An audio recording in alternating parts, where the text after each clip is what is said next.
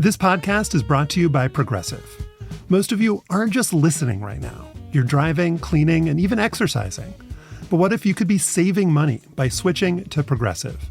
Drivers who save by switching save nearly $700 on average, and auto customers qualify for an average of 7 discounts. Multitask right now. Quote today at Progressive.com. Progressive Casualty Insurance Company and Affiliates. National average 12-month savings of $698 by new customers surveyed who saved with Progressive between June 2021 and May 2022. Potential savings will vary. Discounts not available in all states and situations. This episode is brought to you by Jarrow Formulas. Say probiotics, and you think of gut health, right? But did you know our vaginas could benefit from probiotics too? Jarrow Formulas Femdophilus has 2 strains native to a woman's body, 1 billion CFUs, and is clinically studied to help balance yeast. So if your vagina is feeling a bit out of whack, try Femdophilus. Shop Jarrow Formulas, Jarrow Women's Probiotic at Amazon. These statements have not been evaluated by the Food and Drug Administration. This product is not intended to diagnose, treat, cure, or prevent any disease. The following podcast contains explicit language, including the words, well, you'll just have to wait and see.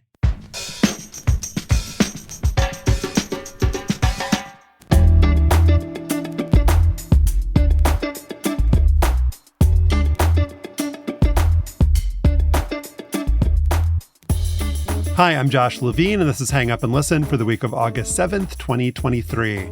On this week's show, we'll talk about the U.S. national soccer team's early exit from the Women's World Cup and where the 2-time defending champs went wrong. Then Slate's Mathis-Lilley will join us to discuss what might be the most significant week ever in college conference realignment as the Big Ten and Big 12 grew and the Pac-12 crumbled. ESPN's Jeff Passan will also be here to assess the fallout from the Major League Baseball trade deadline. And if that's not enough, I've also got an interview with the most fascinating man in tennis, recent Wimbledon quarterfinalist Chris Eubanks. I'm in Washington, D.C., and I'm the author of The Queen and the host of the podcast 1 Year. Also in D.C. is Stefan Fatsis. He is the author of the books Word Freak, A Few Seconds of Panic, and Wild and Outside. And he also showed his lack of faith in the U.S. women's national team by breaking his own personal streak of going to the Women's World Cup. So congratulations, I guess. Correlation is not causation, though, Josh. I will accept blame if it needs to be apportioned. It definitely needs to be. We will be apportioning momentarily. In our bonus segment for Slate Plus members this week, ESPN's Jeff Passan will stick around to talk about the Immaculate Grid, the daily sports trivia sensation that is sweeping the nation. To hear us discuss that and to hear Jeff show off his frankly terrifying skills, you have to be a Slate Plus member. You get bonus segments on this show, on Slow Burn, on other Slate shows as well. You get ad-free listening. You get unlimited reading on the Slate site. You get to support us. All good things. Slate.com/hangupplus. That's slate.com/hangupplus. By a millimeter or so, FIFA will not say exactly. It is not possible. The United States was eliminated from the Women's World Cup on Sunday by Sweden on penalty kicks in the round of 16. It was the team's earliest exit ever at the tournament, and it confirmed what's been obvious since the Americans won their 4th World Cup 4 years ago. More and more of the world has caught and even passed the United States. Josh, the U.S. was the better team against Sweden for 120 minutes, but could not score, which was a problem throughout its 4 games in Australia and New Zealand. Sweden couldn't score either. Then came penalties. Megan Rapinoe, Sophia Smith with a chance to win, and Kelly O'Hara all failed to put the ball on target. Sweden's winning shot was deflected by U.S. keeper Alyssa Nair. The ball spun backwards, and Nair swatted it forwards, but FIFA's goal line technology deemed that the ball had barely crossed the line. Game over. That was a pretty crazy ending. I'm going to say now what I was saying between 5 a.m. and 7:30 a.m. Eastern repeatedly. Musovic. The Swedish keeper was very good. And if not for her, the U.S. would have won this game, although kind of ironically, she had nothing to do with any of the misses during the shootout. I mean, there's 2 ways that you can look at this, Stefan. The first is that the U.S. was lucky even to make it this far, which is crazy to say, that if a ball hadn't gone off the post against traditionally lowly, but valiant Portugal, then the U.S. wouldn't have even had the chance to perform better and lose in such dramatic and sad fashion in the round of 16. The other way that you can look at it is that this was a team that clearly had improved, had figured some things out, was, had so many better chances that Sweden did, just thoroughly outplayed a team that has been a traditional rival and has gotten the better of the U.S. on many occasions, including in 2021 in the Olympics. And then in the shootout, they had a woman, Megan Rapinoe, who never misses penalties, had missed one in her entire career, as far as I know, had made like 17 out of 18, just skied it over. Had Sophia Smith, their best offensive player in the World Cup, have a shot to send the U.S. to the next round, had the keeper dive in the wrong direction and could have literally just tapped the ball and have it roll slowly into the goal, and she kicked it over the bar. So, we would be having a totally different conversation now if those little things had gone differently. And so it just seems slightly ridiculous to be talking about the world has caught the Americans, the world has passed them by, and yet they sucked. I mean, they sucked for a lot of the tournament. I just feel like we should be able to maybe not make grand sweeping pronouncements based on, given that there were 3 World Cups in 2003, 2007, and 2011 that they didn't win. Had the world passed them by then, and then the U.S. repassed everyone in 2015 and 2019. It just seems a little simplistic to me, Stefan.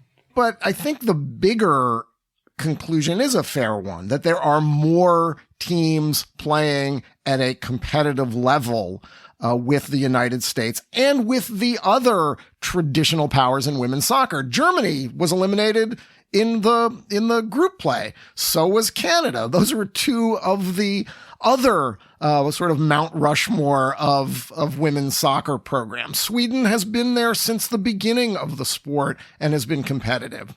What we're seeing, and I think where the comparison is fair, is that teams that weren't historically successful, like the Netherlands, which did reach the finals in 2019, like Spain, which when I saw them live in 2019 in France, immediately said, oh my God, they're going to win this thing in 4 years. They're amazing.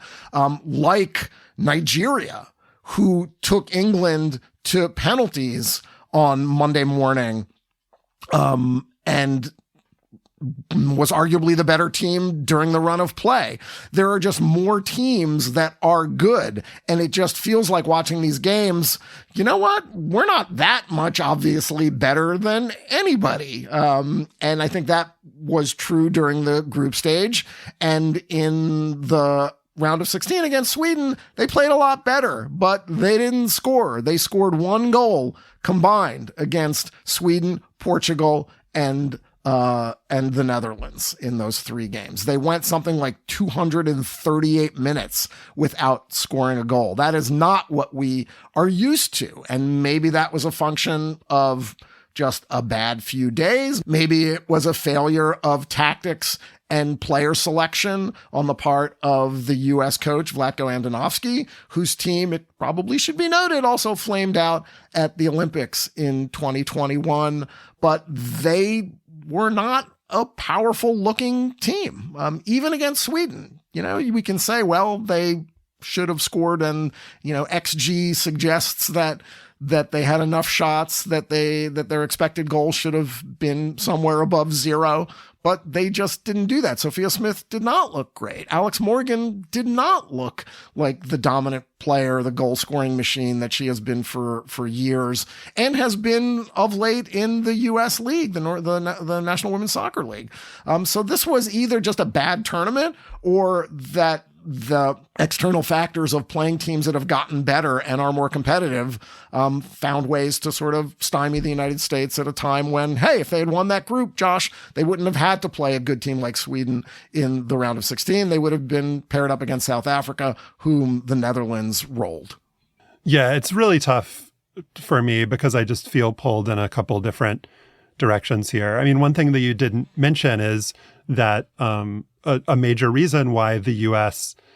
was lacking an offensive punch is that their two best offensive players weren't in the tournament. Mallory Swanson, who was scoring basically every goal the national team scored in the early part of the year, was out with a knee injury. Katerina Macario, who was just amazing in club soccer in Europe and was touted as like the best player in the world, tore her ACL and wasn't able to get back in time. I mean, injuries affect and have affected all of the teams in this Women's World Cup. But it's just like, it's not like the U.S. just doesn't have the players or the ability to score goals. It's like these players were good at scoring goals. They weren't there. And then Alex Morgan. I mean, one thing that I think is fair to draw from this is like Alex Morgan just did not play well in any of the games. Right. And so I think she had a bad tournament. Neither did Megan Rapinoe.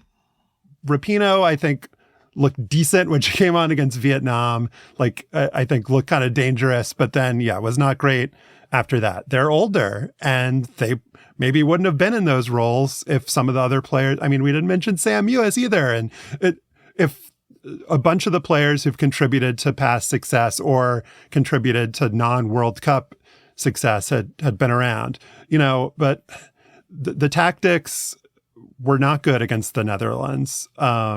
The Netherlands just had the ball the entire game. They did adjust against Sweden, but like you suggested, maybe it was too late. And not winning the group not only did it give them a harder path, it also was very sad for Fox because they had the whole thing set up where we were going to be able to watch at 10 p.m. on Saturday, and oh look, the Netherlands is playing in prime time again on Thursday or whatever it is this coming week. That's a shame.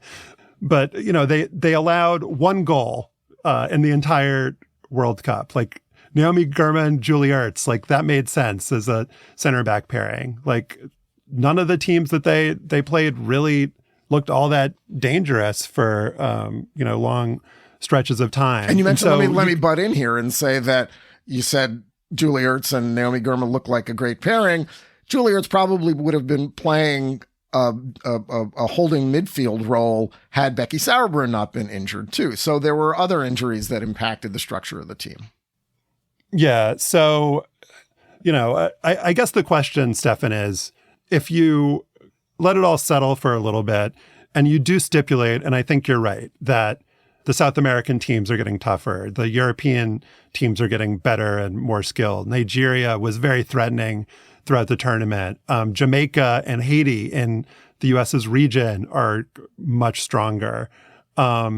Shouldn't the kind of logical response to that be, that doesn't even necessarily mean the U.S. is getting worse. It's just like if the competition is better, then logically, necessarily, the traditionally good teams aren't going to win every year. No team in the history of the World Cup, men's or women's, has won 3 in a row. It's like it's absurd to set that as the bar and the expectation, and to say not doing that is going to be a disappointment. And look, they'd never gone out this early. Well, at a certain you've got to go out the earliest you've ever gone out sometime. It's going to happen. And so I don't think that this suggests that they're not the number one team in the world when fully constituted. I think it does suggest that they're going to have a new coach, which will surely bring new energy and new ideas. A bunch of players are going to come back.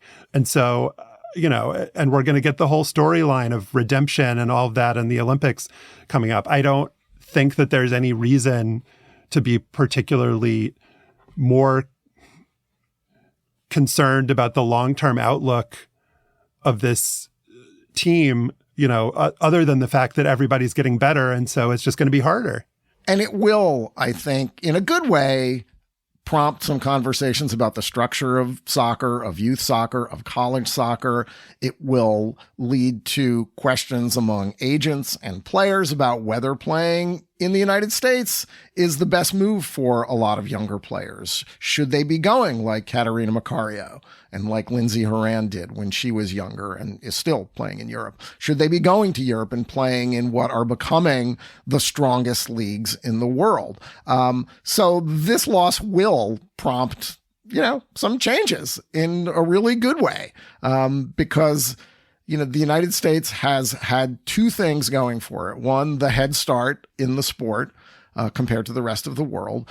And two, the attention that the early success in the 1990s delivered for the sport. And I think we're stuck with our pay-to-play system that is disconnected from professional soccer and still relies on college soccer as a nurturing ground.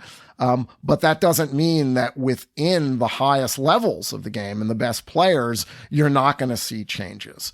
And one example, I mentioned the going to Europe, a player named Mia Fischel, who passed up going to UCLA and signed with Tigres in Mexico, just announced that she is signed with Chelsea and will join Caterina Macario playing in Europe. So I think you're going to see more of that, and maybe that is going to create a core of the national team playing in Europe, much like with the men. And would it surprise you, Josh, if in 4 years or 8 years we are looking at kind of a parity among the U.S. men and the U.S. women? The U.S. men are getting better and better. They are ascendant.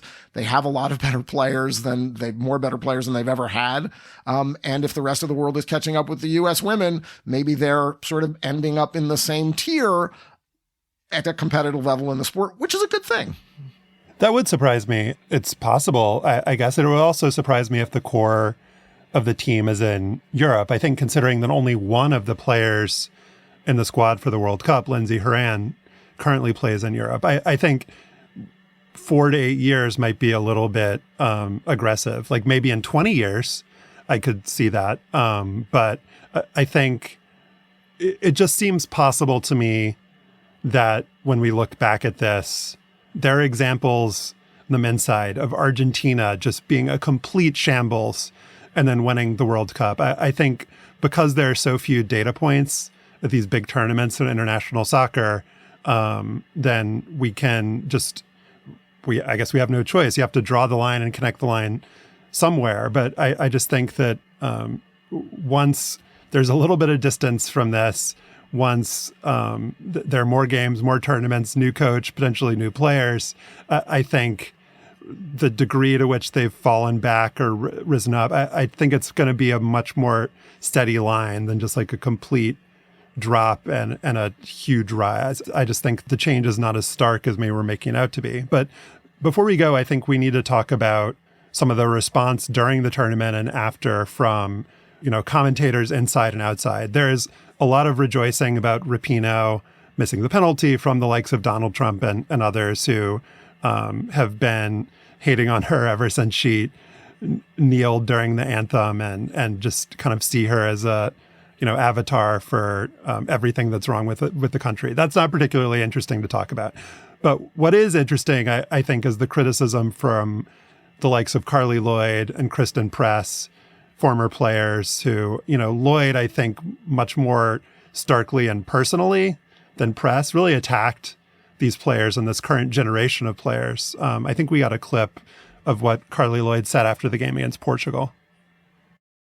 These are not the images we should be expecting to see from a team that survived Portugal and survived to get to the round of 16. I appreciate them taking care of the fans, but let me tell you, Carly Lloyd's butt would be back in the locker room kicking things, throwing things. I have never witnessed, and just seeing these images for the first time right now on the desk, I have never witnessed something like that. There's a difference between being respectful of the fans and saying hello to your family, but to be dancing, to be smiling. I mean, the player of the match was that post. You were lucky to not be going home right now. That was Fox's Rob Stone throwing it to Carly Lloyd. And it was Alexi Lalas there with the "what am I saying" or whatever that little interjection was.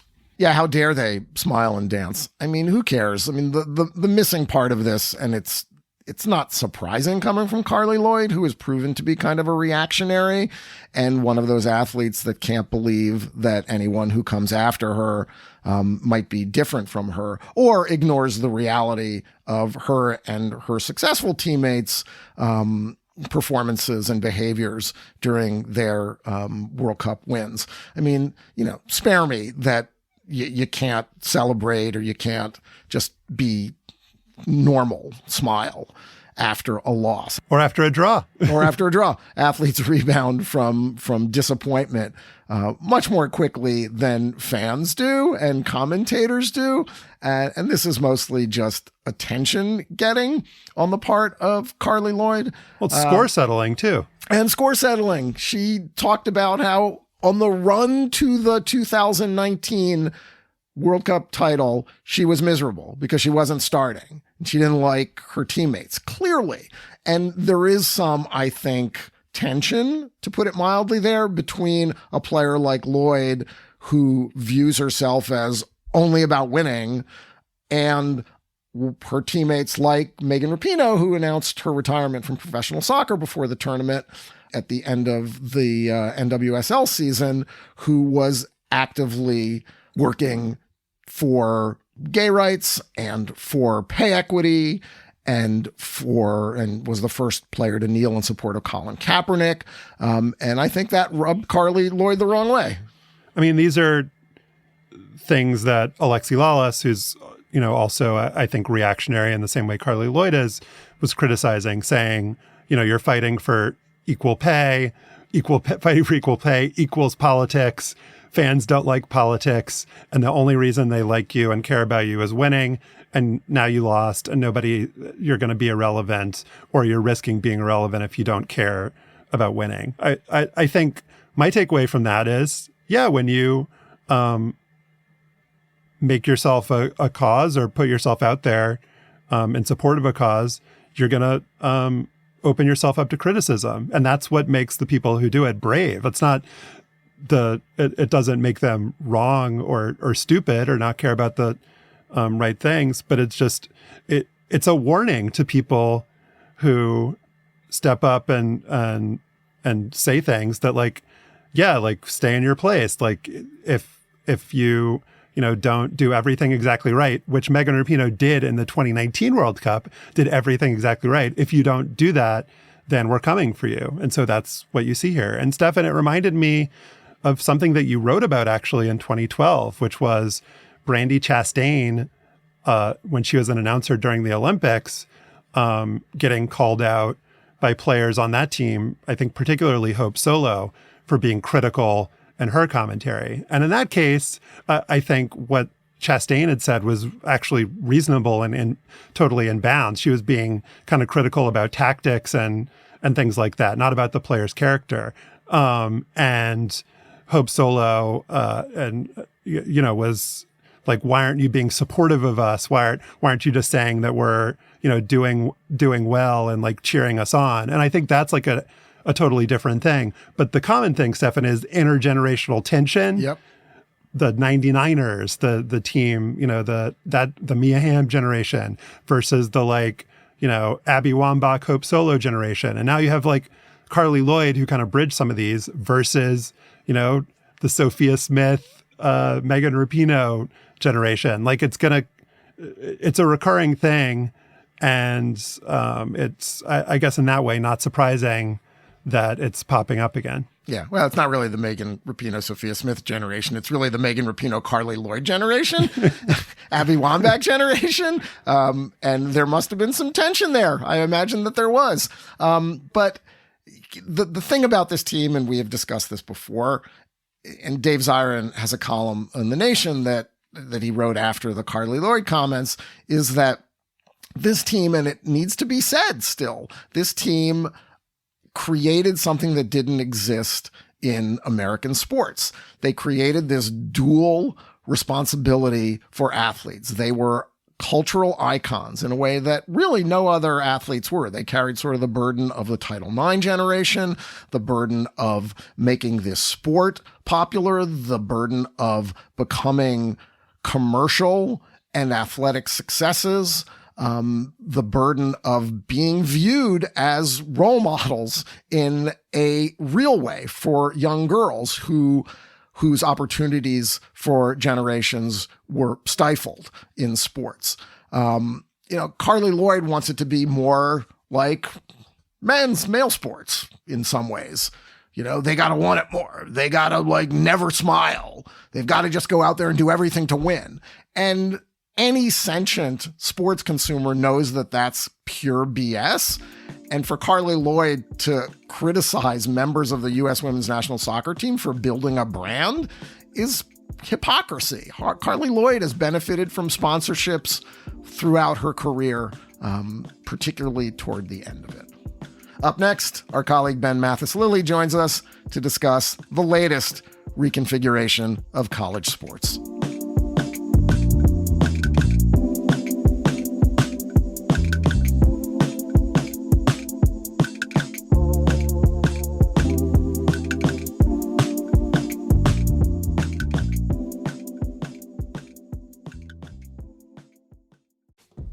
There is no I in team, but there is one in Indeed. And that's the hiring platform you need to build yours. When you're hiring, you need Indeed. Indeed is the hiring platform where you can attract, interview, and hire all in one place. Instead of spending hours on multiple job sites searching for candidates with the right skills, Indeed's a powerful hiring platform that can help you do it all. Indeed streamlines hiring with powerful tools that find you matched candidates. With Instant Match, more than 80% of employers get quality candidates whose resume on Indeed matches their job description the moment they sponsor a job, according to Indeed Data US. Start hiring now with a $75 sponsored job credit to upgrade your job post at Indeed.com/hangup. Offer good for a limited time. Claim your $75 credit now at Indeed.com/hangup. Just go to Indeed.com/hangup and support the show by saying you heard about it on this podcast. Indeed.com/hangup. Terms and conditions apply. Need to hire? You need Indeed. On Friday, the Big Ten announced it was bringing in two new members, the universities of Oregon and Washington. Those two schools, who are now part of the Pac-12, or currently part of the Pac-12, will join USC and UCLA and the now 18-team Big Ten in 2024. The Big 12, meanwhile, is adding 4 more Pac-12 schools, with Arizona, Arizona State, and Utah making the move last week, joining Colorado. That leaves the Pac-12 as, for now, the Pac-4, with Cal, Stanford, Oregon State, and Washington State getting left behind by this latest shakeup, one that was driven by college football, but will have huge effects on men's basketball, on women's sports, and so much else. Joining us now is our Slate colleague, Ben Mathis-Lilley. He's the author of the book, The Hot Seat, written about the long ago 2021 college football season, a simpler time when the Big Ten had 14 teams, none of them in the Pacific time zone. Ben, welcome. Hey, guys. It's hard to know where to start here, Ben, so I'll just say that it's easy to be jaded about how all of this was inevitable, super conferences, money grab, et cetera, and so forth. But even if this stuff isn't surprising kind of intellectually, I do think it's still kind of shocking to see it all written out. And now that it's actually happening, and college sports is legitimately getting upended in all sorts of ways just in the last few days. Yeah, I think that the thing that's surprising is the geographical distance that we kind of all thought would like provide some sort of limiting factor on all this just turns out to have not at all. Like, there were scenarios you could have outlined in the past few years where something like this would have happened. You know, if you look on paper, like, hey, there's some good brands, quote unquote, out on the West Coast, and if you match them up with the brands on the East Coast, then you could have some good football games. But, you know, even those of us here, jaded, cynical observers, as you say, probably thought, you know, like, there has to be some limit to this imposed by the fact that these football teams also play at schools that have every other collegiate sport, and that these players are going to be asked to travel on weeknights more frequently than the football teams, that the fans, the donors, the people involved in the schools who want to go to the games are going to be asked to travel for this. And I would have guessed that those factors would preclude this kind of radical reorganization, true coast-to-coast conferences, from happening this quickly. Everything else has nationalized in our country, but the speed of air travel is about the same as it used to be. And that's the thing that I thought would be a limiting factor. And it's just not at all. Although, I think we'll get into this, but there's been a lot of pushback already from other sports at these schools and from fans and from writers. So we'll see if that ends up mitigating some of these issues or even, reversing some of these decisions. But I'm curious to hear what you guys think as well. It's not as if college sports have ever acted in the best interest of the kids that play these games. I don't know why we should be shocked at, any of this happening. This is all driven by media companies and the insatiable appetite among college presidents and athletic directors for more and more revenue to share with themselves, mostly, not with the athletes who play the sports. This is about branding. This is about control. It is about income. And ultimately, it's not about the teams or the schools or the rivalries or how much the students have to travel and what the effect that might be on their academics, on their mental health, on simple things like their ability to sleep. And manage their schedules. So I'm not surprised at all. I mean, I think this is just an interim step, though, toward something larger and the disintegration of all regional conferences at the highest level of college sports. I will say one thing to that, and I don't disagree with you at all, that the television executives, the college presidents, the athletic directors, the conference presidents, I don't think any of them certainly are acting with the best interests of the sport in mind. I think that their compensation is, in many cases, outrageous. I agree with you on all that. I would add, though, that I wouldn't say that their greed or their financial self-interest is entirely what's driving it.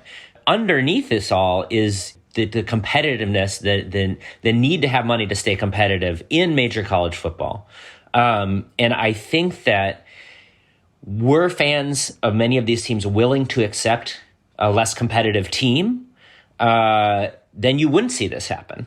The reason that the presidents and the athletic directors feel compelled to be chasing this money is not only to enrich themselves, but to pay for the, you might say extravagant or absurd number of expenses that are required to run college football team. And fans might say one thing when this news comes out, but they're going to say another thing when their team goes 7-5 at Notre Dame or Michigan, and what those fans are saying, what they might not realize when they're saying it is, my team just went 7-5. What they really are saying, we need to change something. What they're saying is we need more money. We need more money to fire this coach. We need more money to, improve our locker rooms or pay for the private planes for recruiting or whatever the other expenses are, expand our stadium. And so I think that it's that runaway expenses arms race, in addition to all the things that you mentioned, that are really contributing to this. Because, television executives are just as greedy when it comes to the NBA and the NFL, but you don't see that kind of disorientation in those sports because they've agreed on a system to, cap expenses, to govern themselves. And that's what college football doesn't have. And that's, I think, a big part of why this is such a runaway phenomenon. Yeah, I mean, so there's an absurdity to Oregon versus Rutgers in whatever sport, or Arizona versus West Virginia in the Big 12. But it's one thing to require, fans to care about these matchups, people to travel to them, players to, deal with the consequences of that sort of travel. But, on the flip side, Stefan, is Cal versus no one, Stanford versus no one, Oregon State and Washington State versus no one. So on the one hand, you can, like Oregon and Washington did, join a major revenue league that seems to be very clearly involved in whatever the future of college sports is. The Big Ten is going to be at the center of it. And so you're just signing on maybe just to an interim step, but just like getting yourself on the boat to, not get left behind and just dealing with the consequences. Or you can be, Stanford is just a totally fascinating case, a place that as recently as the late 2000s, early 2010s was a major college football program, but is not just from a historical standpoint, but like currently the biggest and baddest set of sports programs. Stanford, Josh, has won more NCAA championships in all sports than any other school. So what are they going to do, Stefan? I don't know what they're going to do. Join the Ivy League? I don't know what they're going to do. I guess that's the question is like, are we dealing with like cultural affinities or rather than geographical ones at this point? Like, can Stanford join up with other schools that care about the same things that Stanford does rather than ones that happen to be in the same time zone? Well, or, to be more direct, is Stanford willing to sacrifice all of what you just described? It's success not only in football and basketball, and success in a sort of competitive, consistently or erratically, sporadically over the years, and successful at all these other sports very, very consistently over time. I mean, is Stanford willing to sacrifice that to do something very different, or will it just be look for the next best deal? And that could be the Big Ten itself becoming a Big 20. But it is weird. And you mentioned the boat analogy, Josh. And Ben, I think this is really applicable because what USC and UCLA and Oregon and Washington have done is not just get on the boat to join a conference that will guarantee it more revenue, substantially more revenue than it would have trying to sort of muddle through in a rights deal that wasn't forthcoming in the Pac-12. They took the life preservers and prevented everybody else from getting on the boat with them. I mean, this was a 100-year-old conference. I mean, I am fascinated by the notion or the facts of what happened here. Did they just tell Cal and Stanford and other traditional rivals for Washington State, Oregon State for Oregon, screw you, we're out of here? I mean, is there no affinity for what these schools and what their relationships were over decades? Yeah, that's the part I am kind of shocked about, that there just has not been enough interpersonal or, kind of traditional momentum to keep some of these things together. A lot of people are unhappy with this. And I guess I don't, no one knows what's going to happen. But I would say that I think that the degree of unhappiness you're seeing about this is unprecedented, even considering the kind of the realignments and sudden upheavals we've seen in the past. And again, it's because of exactly what you're talking about. I think people feel betrayed, they feel disoriented. And, when you're talking about the athletes and coaches at these schools, they're just pissed off about what they're being asked to do. And I do wonder if the executive class did get out over its skis a little bit for that exact reason. That said, there's still no momentum towards any of the things that would solve this problem. I mean, like having a commissioner, it's frustrating to talk to a normal person about these things. If you're trying to explain this to someone who's not deeply involved in this, in college football fandom or college sports fandom and doesn't understand the structure, they will mention some really obvious solutions. Like, what if the football teams just played each other and the rest of the sports, continued like they used to? Or what if the football teams just played each other and professionalized? Right. Yeah, exactly. Michael McCann, the sports lawyer, has suggested. Yeah, what if you had that league, and then those, what if all the teams that are interested in power conference football got together, elected a commissioner, had some rules? There are obvious solutions, and you can't. Your response to this, if someone asks you this, is like, yeah, that would make sense. But the people who are in charge, again, the executives, the presidents, the athletic directors, don't see that as being in their own individual self-interest, and there's just not enough of a movement yet to kind of force them to do it. I don't know if this will be the catalyzing event that pushes them in that direction, but it's just, as much as we all think it would make sense, and they might think it makes sense, it's just not on the horizon yet. Yeah, well, I wonder if there are going to be congressional hearings, honestly, like we had with what happened in golf. I mean, there are just so many, whether it's states or constituencies at state university systems, they're going to have negative repercussions from this. And there is just a certain kind of lack of logic here. And it's something that, if we're being cynical, to use that word again, it's pretty easy to grandstand about as a politician, to talk about how people are prioritizing money over young people's lives and well-being. I can imagine this becoming, something that gets aired out in on the floors of Congress. But like, it's frustrating to me to also read proposals like the Michael McCann one that you cited, Stefan, that's all like, all right, let's just professionalize and like give your own salaries. It's just like, it's not going to happen. And so just trying to think about what would be better and is actually realistic. I think the thing that maybe falls into that category is what you suggested about having the football teams just exist in their own universe, in their own conferences, maybe not sharing revenue with players, because I'm trying to be realistic here. But we do have precedent for schools playing in different conferences for different sports. Like, that's not an idea from outer space.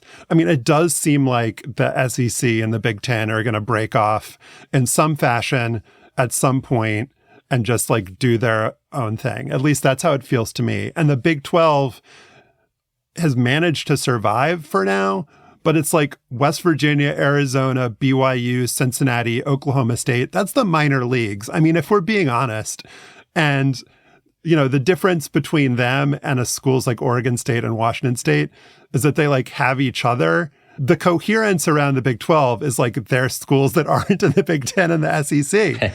And I mean, they have that in common with Oregon State and Washington State, but they have each other as opposed to just being out on an island somewhere. It doesn't seem like this idea, this transatlantic conference idea, based on the way it's being discussed now and the things that administrators are telling reporters about how they're going to make this work, is tenable in the long term. Nicole Auerbach had a piece a week or so ago talking about integrating USC and UCLA into the Big Ten. And it's all like, oh, maybe they can charter together. We can give athletes more perks like breakfast and lunch served to them. We can give them noise canceling headphones so that they can study better when they're on the road, and Wi-Fi hotspots. So instead of like actually being in class or relating with other students on campus, we're going to do these things that are going to further isolate athletes so that we can fly them from Los Angeles to Newark Airport. All right, fine. No noise canceling headphones, just normal headphones. They'll be able to hear noise. But that, I think, speaks to the cognitive dissonance here, because that's the level on which some of these administrators are actually thinking about this. Like, when you talk to these people, you realize that, like, they don't see themselves as hypocrites. You know, they don't see them. They don't think like, oh, I'm just chasing the money and I don't care about the welfare of the student athlete. That's not how people get up and go through their day. So they are trying to exist in this world in which football is an integrated and full part of a student athlete academic experience. And like, you know, a week or two ago, we had the NCAA testifying before Congress trying to get a bill passed that would formally identify athletes as amateurs, right? Like, so that's where the headspace they're still in. And that just speaks to like the gap between the way that people like us see it and the way that the people in charge see it. And I think that, you know, maybe what comes out of this pushback is some kind of narrowing of that gap. You know, I'm not hopeful that it'll happen right away, but I think that that's exactly like their response to this is going to be, oh, well, how do I serve these student athletes by like tweaking around the margins of their experience? Not how do I fundamentally rethink what I'm doing? How do I fundamentally rethink the entire model of what's going on? So, Josh, you said that like the SEC and the Big Ten are just going to get bigger. This is not a new idea either, that there are going to be 2 or 4 super conferences, which ultimately will lead to divisions like professional sports, which makes sense for the reasons we've just discussed, travel and rivalries and regional fan development and preservation. So why don't we just move forward to that? Why is there no, and the answer is what you said earlier, Ben, there's no commissioner, there's no structure, there's no NCAA oversight. There's nobody driving this beyond the individual university presidents, the athletic directors, conference commissioners, and the TV executives. But that does seem to be like a logical place where this could end up if college sports doesn't really want to change. I mean, the darkly comic version of this, and I guess also the non-catastrophizing version of this, is that maybe the Big Ten and SEC will get so many schools that they can then recreate the original conferences within their larger structure. So there will be a West Coast conference, there will be a Central one, and there will be an Eastern one. And then we kind of be back to where we are, just with a kind of different superstructure. I mean, two things, and then we should wrap up. This is perhaps too obvious to even say out loud, but just like with all the conversation about how women's college basketball is on the rise, like there is just so much kind of excitement about it. And it just, something like this just demonstrates for the millionth time that like everything and anything good and interesting and promising will be destroyed in the service of football. Like it's just not at all a factor in any kind of the decision making here. Like, you know, good luck, Stanford women's basketball. And the second thing, and Ben, maybe you can take us out on this. One thing I haven't seen suggested is, you know, the relationship that kind of doesn't make any sense at this point is like Vanderbilt being in the SEC or like maybe Rutgers being in the Big Ten. If every decision is motivated by money and competitiveness, when are we going to start to see teams getting kicked out of conferences because they're, you know, they don't fit with whatever the SEC and Big Ten want to be now? I cling to a few scraps of optimism amidst all of this. And I think one of those things is that people forget that fan size and audience interest doesn't necessarily correspond to competitiveness in college football. Fans are, and players and everyone involved in this sport, to be positive for a second, like they have some resiliency and they make, you know, they make new traditions. I mean, at this point, Rutgers is kind of a beloved member of the Big Ten, and in part because it is like a punchline. It has been a punchline for so long. But like it has kind of developed its own like little mini tradition of like, isn't it funny that we go out to New Jersey once a year to play football here?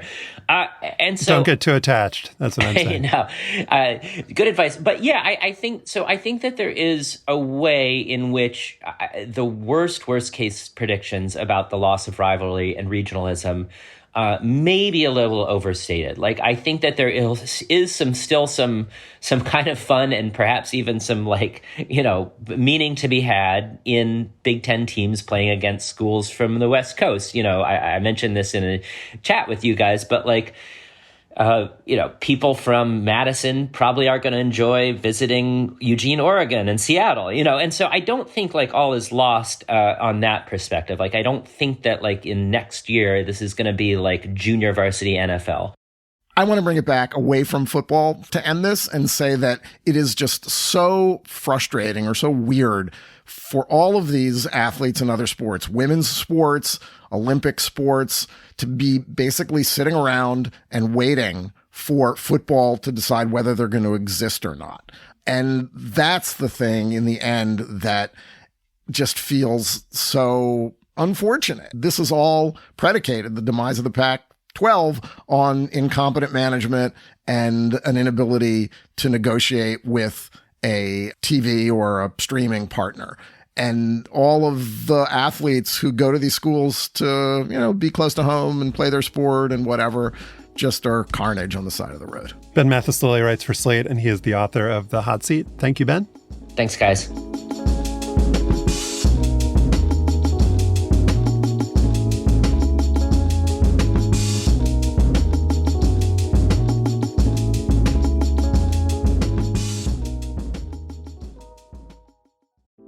This episode is brought to you by SAP. Welcome to the window of opportunity. When your next move can either make your business famous or obsolete.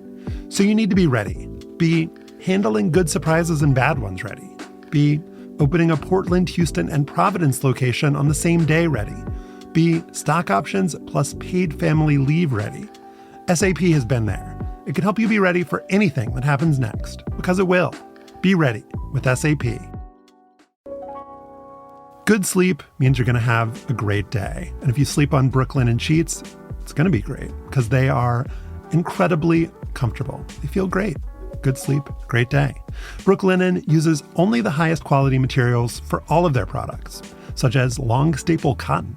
So everything they create is built to last. Brooklinen is the internet's favorite sheets. While there's no such thing as the perfect sleep, there is the ideal fabric for every kind of sleeper. Cool off with their crisp, classic percale weave, or try their best-selling buttery smooth luxe sateen sheets. Brooklinen is the perfect way to build your own indoor oasis to escape the heat. The options are endless, so do yourself the favor of simplifying your shopping by bundling Bed, Bath & Both. You can save time and up to 25% when bundling your new favorite home essentials. So shop in store or online at brooklinen.com today to give yourself the cooling sleep you deserve this summer. Use promo code LISTEN for $20 off your online purchase of $100 or more, plus free shipping on brooklinen.com. That's BROKLINEN.com. Use promo code LISTEN for $20 off plus free shipping. The New York Mets won 101 games last season and began this year with the largest payroll in Major League Baseball history, $344 million. But as the trade deadline approached, the Mets found themselves in fourth place in the NL East and out of playoff contention, or, mostly out of playoff contention. And so the dismantling began with Max Scherzer going to the Rangers, Justin Verlander back to the Astros, and a bunch of other players to a bunch of other places. Meanwhile, in Anaheim, the Angels decided to go for it, making a couple of deals to try to up their chances to make the postseason for the first time since Shohei Ohtani came to the U.S., and their aggressiveness has not been rewarded as they've lost 6 straight games to move 7 games back in the wild card standings. Oh, well. Joining us now is ESPN's Lord of Transactions, Jeff Passan. If you didn't hear, Jeff broke his back when a tree limb fell on him at his home in Kansas City, which is an incredibly scary thing. So, Jeff, we're glad you could be here, and we're glad you're here, period. I'm glad I'm here in both regards, so thank you. I appreciate you guys having me as always, and it's good to be back. Let's start with the Mets. The idea was that these two older and very expensive pitchers, Scherzer and Verlander, would lead them to the World Series. That clearly did not work out. So was it a bad idea in the first place? Was the kind of concept here bad? And also, just was it a tough decision for Moneybags owner Steve Cohen and GM Billy Epler to just pull the plug and move on? I'll take the latter one first. No, I don't think it was a tough decision at all, because when you have money to paper over mistakes and you don't go and spend it, that's the folly of this idea of an owner who is richer than everyone else and who is hungrier for a World Series than everyone else and who wants to spend more than everyone else. It allows you to get past these mistakes. And they're paying $79 million to the teams to take these players. It's not, they didn't do this to shed payroll. No, this had nothing to do with payroll. This was about buying prospects. And I want to delve a little further into that, because I do think that comparatively to what you could do was something that was full of folly. But it's not like Max Scherzer and Justin Verlander lacked markets, right? It's not like they were so bad or so mediocre that when the Mets decided to explore trading them, there were no suitors, there were no takers, there was no one willing to give back a prospect worth a whole lot. Now, yeah, it did take a lot of money to pay down those contracts. And I think especially in the case of the Scherzer deal, the value that they got back for that wasn't nearly as strong. But listen, anytime you have an owner who is going to go out and spend as much money as Steve Cohen did, that to me shows that he actually cares. Now, you're going to have plans that fail. The Mets aren't the only team to try and build up an expensive super team and have it fall on its face. The Yankees have been doing that for the last 15 years or so. The San Diego Padres. I'm just saying, am I wrong? I mean, the Yankees are top 2 or 3 in payroll every single season, haven't won a World Series since 2009. So not saying, just saying.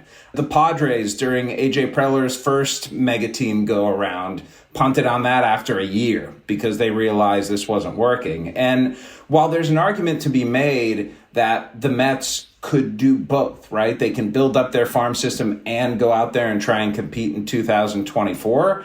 I understand if you're anyone, let alone Steve Cohen, the instinct that after a year like this, that's as disappointing as it is, okay, you take a deep breath, you hire a new president of baseball operations, and you start a retool. And while you're not going to be awful or tanking in 2024, 2025 and 26 do line up a little bit better with the ascent of the prospects that they have. Cohen told Scherzer, and I'm quoting from your story, "You've got to remember Max and Justin, they're at a different point in their career.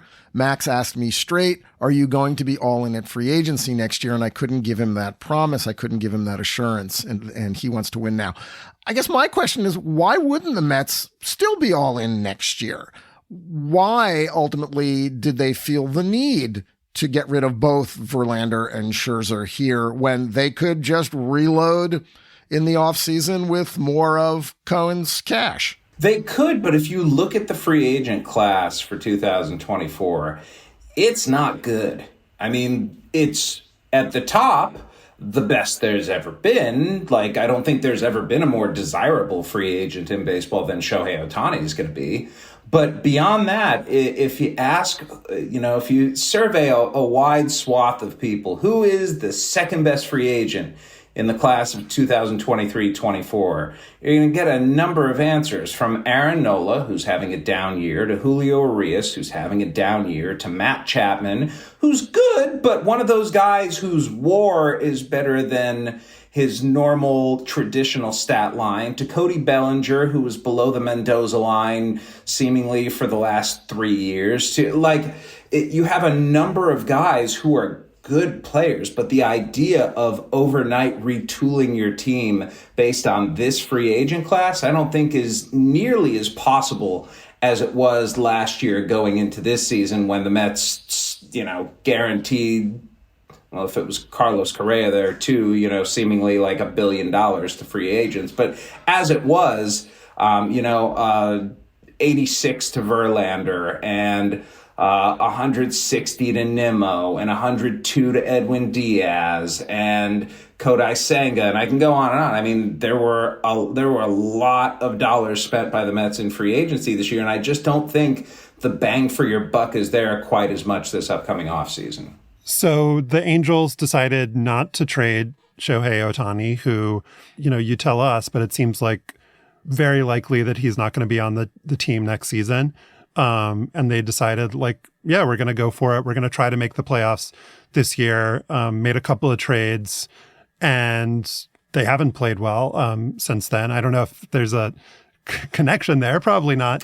But what did kind of people in baseball and around baseball think of what the Angels did kind of as a broader team building strategy? Because if Ohtani isn't going to be around, then if you can get the biggest prospect haul for him, in history, then in some sense you've got to do it. How could you not do it? On the other hand, the argument is, if you have a guy having maybe the best season in history, who's the face of the sport, and you trade him on a deeper level, there's just something wrong and bad about that. Yeah, I think as a team building exercise, the Angels were being laughed at the entire time, because you have to look at this in the broadest context possible. And I'm not an actuary, so I don't know how the math works out. But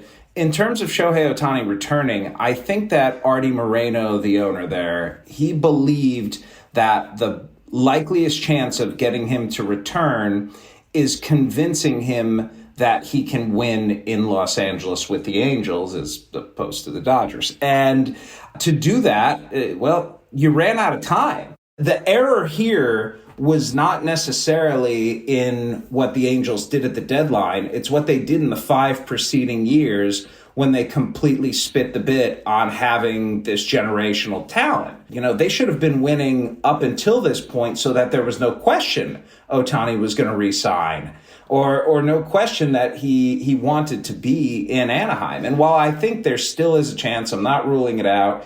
Shohei Ohtani is a creature of habit, and he has a very good life with the Angels right now. He wants to win. I saw that at the World Baseball Classic. He said it before. He wants to win. And if you can't win in 6 years with a team that's got a payroll that's hovering between 175 and 200 something $million, that's in a division that admittedly includes the Astros, who are really good and have been really good for that half decade. But aside from that, the Mariners have just now come into their own, and the A's are a joke of a franchise right now. And the Rangers, really good team, could win the World Series this year, like that good, but for the previous few years had been absolutely terrible. There's no excuse for that. And so I think that while they wouldn't have gotten the biggest prospect haul ever, I don't think it would have been bigger than Juan Soto just because you were getting Ohtani for 2 months, essentially. They could have completely remade their franchise overnight and put themselves in a position to succeed going forward. And now, if this continues, the losing after getting Lucas Giolito and Ronaldo Lopez and CJ Cron and Randall Grichuk, if they keep falling on their faces and can't turn things around, how can Ohtani look at the Los Angeles Angels and see them as a viable place for him to win going forward? Historically, we are going to look back on this and say, how did a team that had Ruth and Gehrig not do anything, not win 100%. anything, not make the playoffs?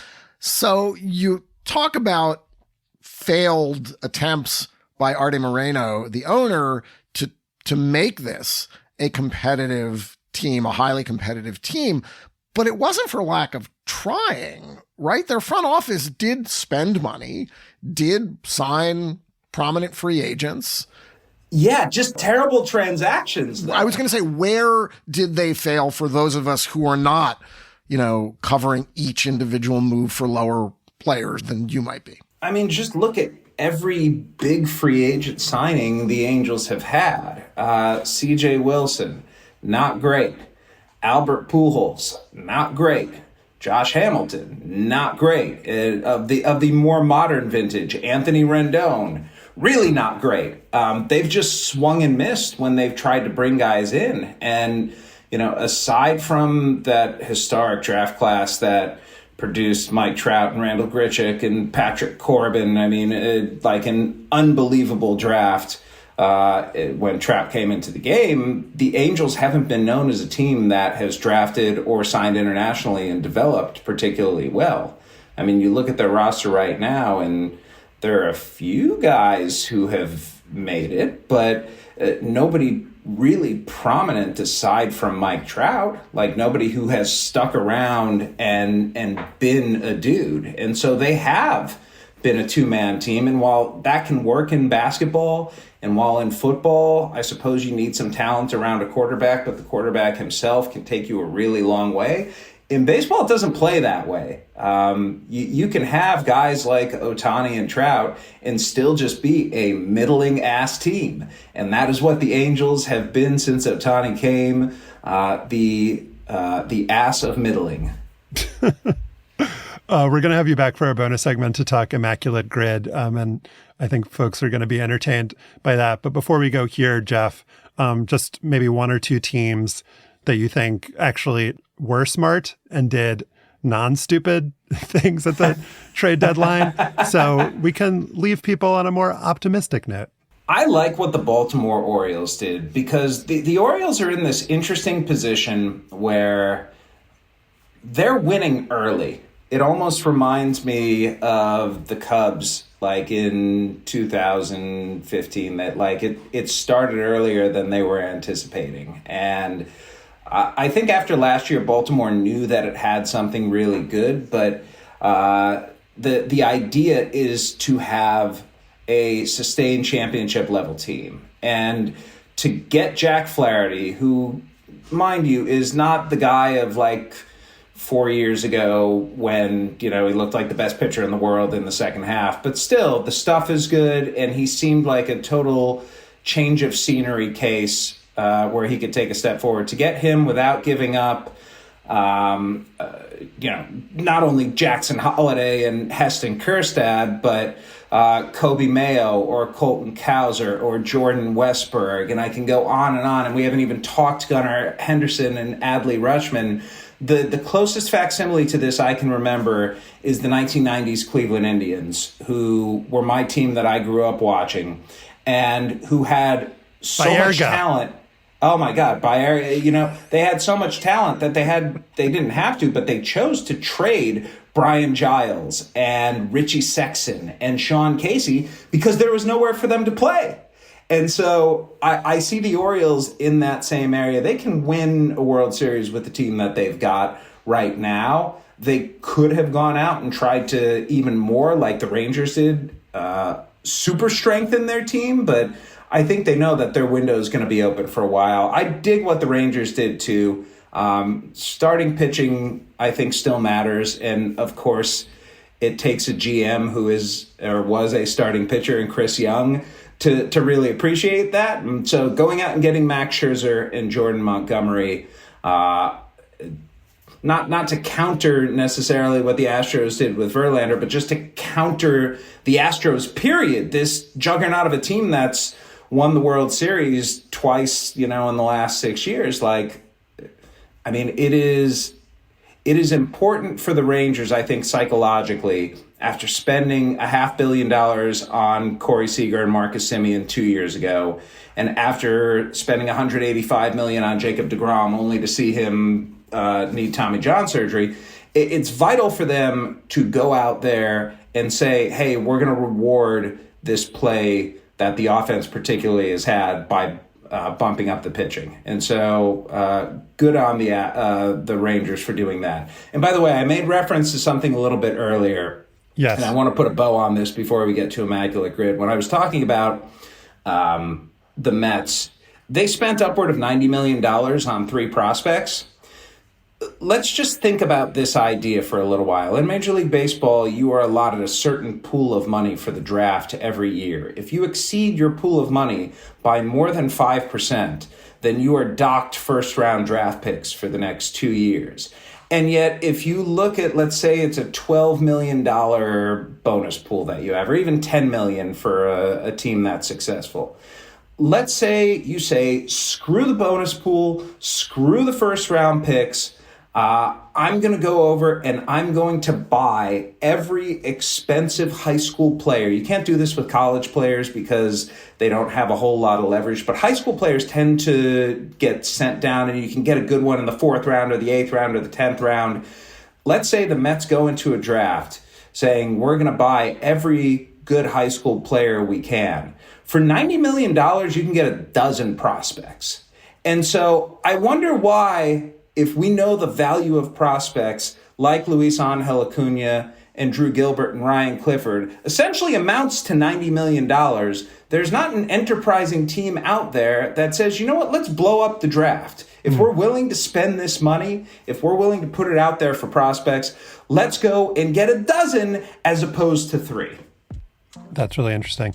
All right, Jeff, we will have you back for our bonus segment. But for now, you can watch Jeff Passan on ESPN, read him on ESPN.com. Thanks for being here. Pleasure's always mine, guys.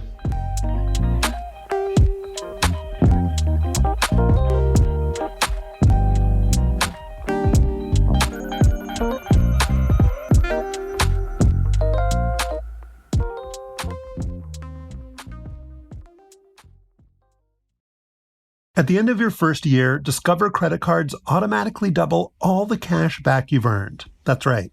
Everything you earned doubled. All the cash back from eating at your favorite soup dumpling restaurant doubled. All the cash back from that trip where you sort of learned to snowboard also doubled. And the best part, you don't have to do anything ridiculous to get it. Nope, Discover does it automatically. Seriously though, see terms and check out for yourself at discover.com/match. This past week here in Washington, D.C. was our annual pro tennis tournament, the Mubadala City DC Open. Coco Gauff won on the women's side, which was very exciting, and Dan Evans won the men's tournament, which was, for me, a little bit less exciting, but congratulations, Mr. Evans. The highlight for me, though, was getting the chance to speak with Chris Eubanks. You may have heard us talk about him on the show before. Prior to this year, Eubanks had not really made a name for himself on the tour, had never come all that close even to cracking the top 100 in the world. But a little more than a month ago, he won his first ever ATP tournament on the grass in Mallorca. Then after that, he shockingly made it all the way to the quarterfinals of Wimbledon, an amazing run full of spectacular tennis and also a whole bunch of charming interviews that showed off what a likable and smart guy he is. I caught up with him in DC last week after watching his second round win over Sho Shimabukuro. And in our conversation, we hit on how he stays loose on the court, how he was guided and inspired by other Black players in his hometown of Atlanta, and what he'll always remember from his run at Wimbledon. Here we go. Chris, thanks so much for doing this. No, thank you for having me. So watching you up close was really cool today to see you kind of work through the match emotionally as well as tactically.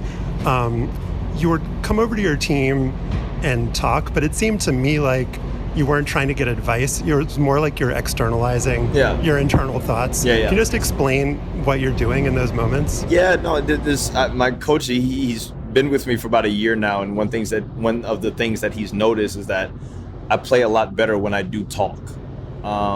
I've played matches in which I've tried to be super serious and I try to keep everything bottled up and try to be very stoic. And a lot of times when he sees that, he knows that I'm probably nervous or I'm tight or I'm not really playing my best tennis then. The conversations at least allow him to see that I'm relaxed, I'm enjoying it, and then we kind of like, it's not even X's and O's as much, it's just, if I see something, I'll tell him, like, man, he's sitting on the wide serve really good. Let's see if I can disrupt him. And I'm not really looking for any type of feedback from my coach. It's just something to get out, to just kind of keep the energy very loose. And that's one thing that he told me. He said, listen, you play a lot better when you're talking. So if you need to talk, just talk. Just say something to me. He goes, I'll say something back. He will occasionally, now the coaching is permitted, like give me some coaching advice. Like, hey, if he sees something, he'll tell me, and we'll have like a little mini dialogue about it while I'm at the towel box. But it's nothing too long and too drawn out. It's just kind of venting, getting it out of my system, and then moving on. I noticed at the 5-2 game in the first set, you like waved hello to people that had just come in and sat next to your coach, like an older couple. Oh, yeah. And then I also noticed near the beginning of the match, you went up to one of the ball people and apologized for hitting them. There are just these like moments where you can kind of be human, like be a person during the match.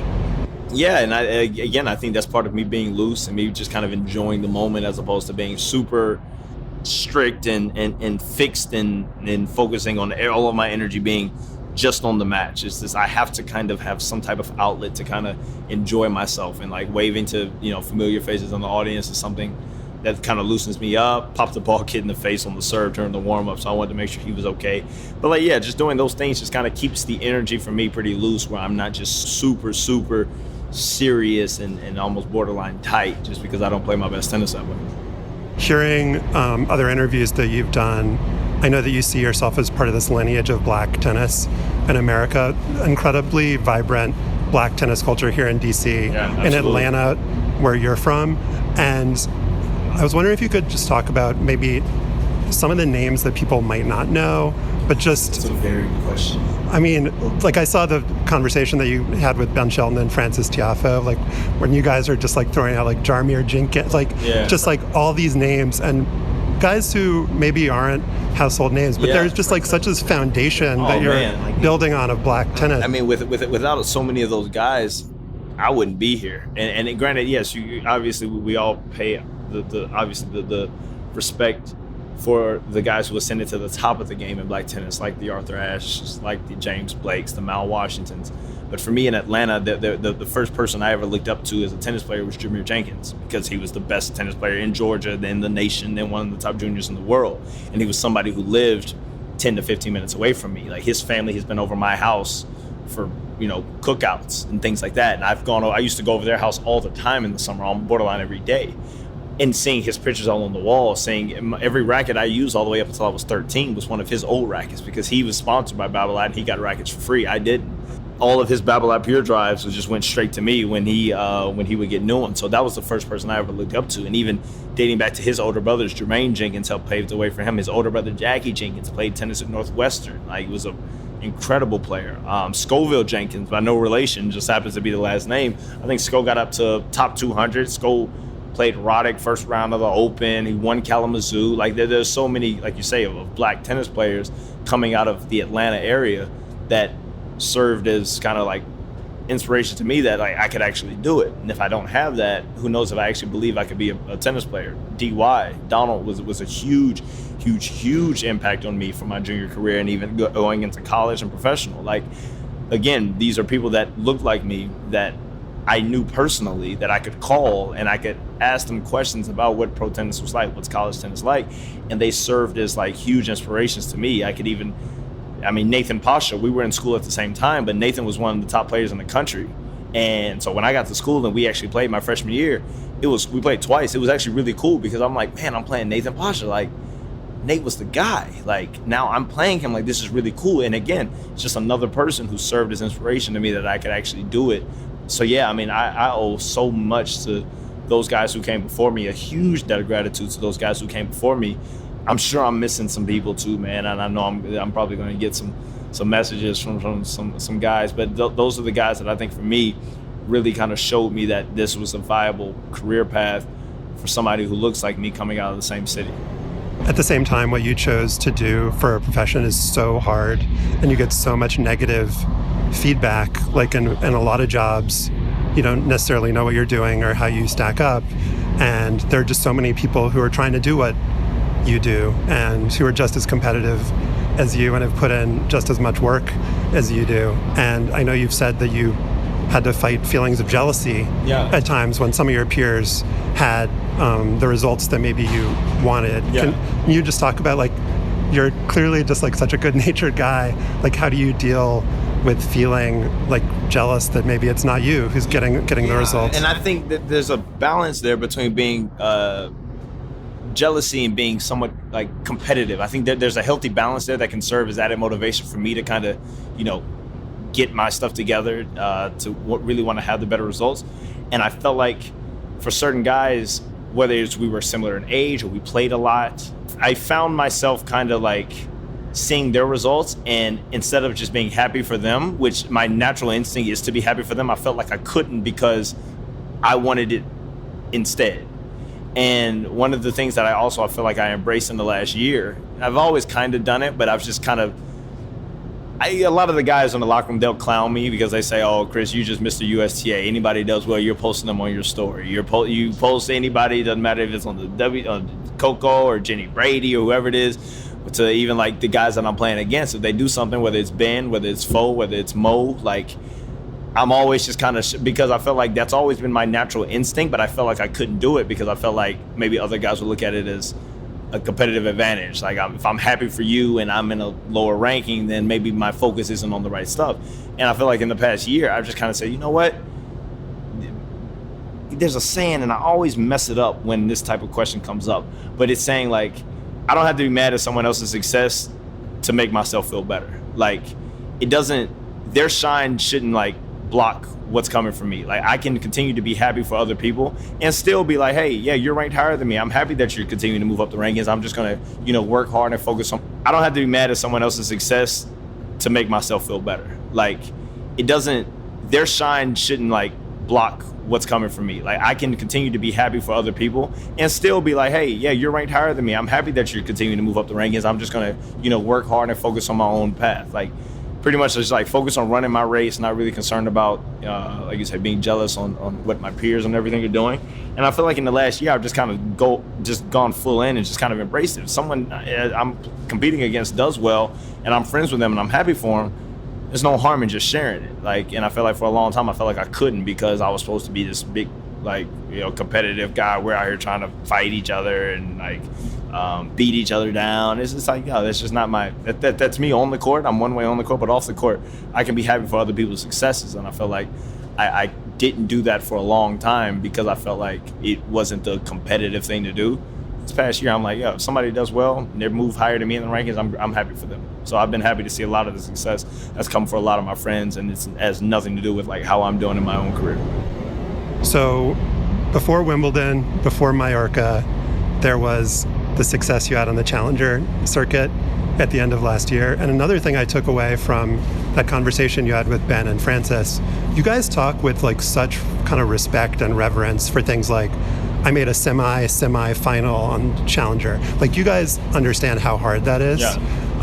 And I think when people talk about this run that you have, maybe it started a little bit earlier than maybe some people realize. 1,000%. Being able to have that type of consistent 3 weeks for me, it's probably the most consistent 3 weeks I've had as a pro, and I didn't take a single title.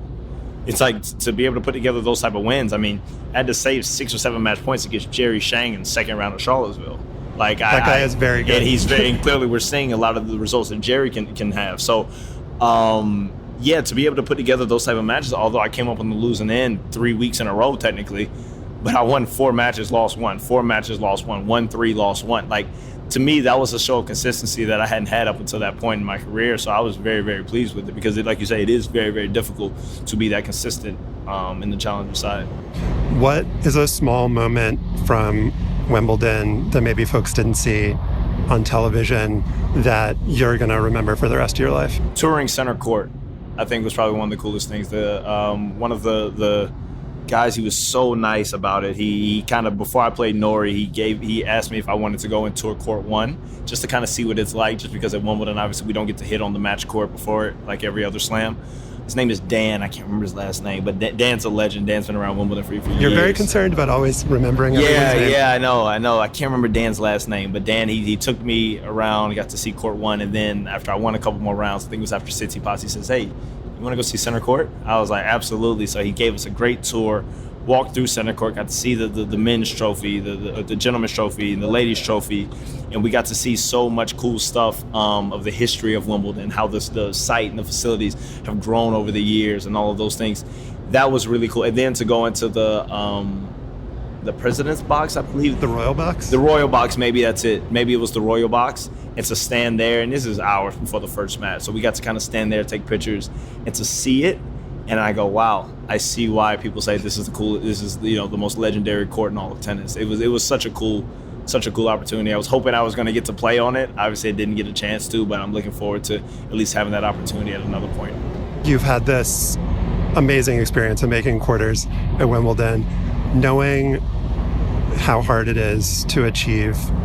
Do you think that you could have gone your whole career and not have that happen? Gone your whole career and not make it in the top 30 like you are now? Or do you feel like with the confidence that you have, with how you've been playing, with all the experience that you have, that it was going to happen for you sometime? You know, it's tough to say. I think that if I had this mentality on, like I always say now, taking care of the small details and making sure I'm doing all the little things right going into my matches to make sure I'm as prepared as possible. If I were to be consistent in those things and it just so happened that I never quarter Wimbledon, I never make top 30, I think I would be okay with it. I think I would have just said, hey, it wasn't meant for me to be top 30. You know, it would have been cool to do it, but if it's not meant to be, it's not meant to be. And I think I would have been able to take that approach because I would have felt confident in the preparation that I had done and making sure I was as professional as possible. And if I can do all of those things, wherever my career takes me, if I get to 10 in the world, like, oh, we should be disappointed you never got top 5. Like, no, I'm not. Like, my career is going to be what it's going to be as long as I continue to stay consistent with the things that I've been doing to get me to that point. And I think I'll be okay with wherever I end up. Chris Eubanks, if you remember any of those names, just come find me. Will do. And if I remember that quote, I'm going to get Omar to find you so I can give you the exact quote. And I know I'm going to remember it at some point. I'm going to save it in my phone, and then I'm going to get you that quote proper. I don't want to mess it up. Don't let it distract you during the matches. It might come to me then, and I'll tell my coach when I'm going to my towel, say, write this down, and I'll give him the quote. But no, thank you so much for having me. It's fun. Thanks, Chris. Yep.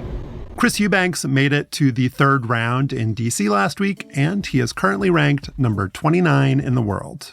That is our show for today. Our producer is Kevin Bendis. To listen to past shows and subscribe or just reach out, Go to slate.com/hangup, and you can email us at hangup@slate.com.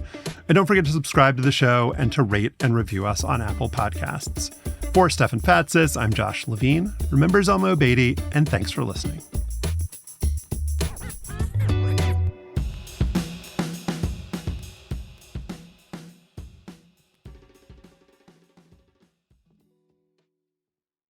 Hey everybody, it's Tim Heidecker. You know me, Tim and Eric, Bridesmaids, and Fantastic Four.